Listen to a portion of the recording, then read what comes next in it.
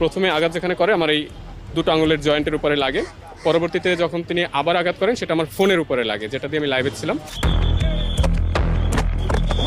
তো নারীদের উপরে তারা যখন আঘাত করতেছিল তখন সেটা আমি লাইভে দেখাচ্ছিলাম, এবং আমি একবার বলেছিলাম যে নারীদের উপরে লাঠিচার্জ করছে পুলিশ। তো এইটা যখন আমি বলেছি তখন একজন পুলিশ সদস্য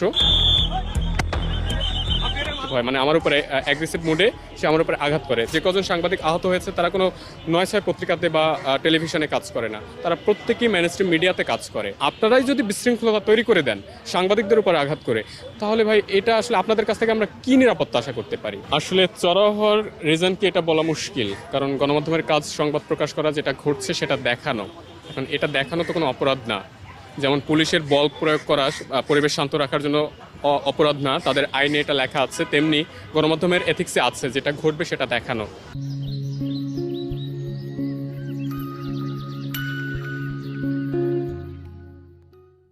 সো সেই জায়গা থেকে আমাদের এটা অপরাধ না। সো এটাকে আমি আসলে এই মুহূর্তে অপরাধ বলতে পারছি না। যদি এটা অপরাধ হয়ে থাকে, ভুল হয়ে থাকে, আমার জানা যদি না থাকে, সেটা আপনারা আমাদেরকে জানাতে পারেন।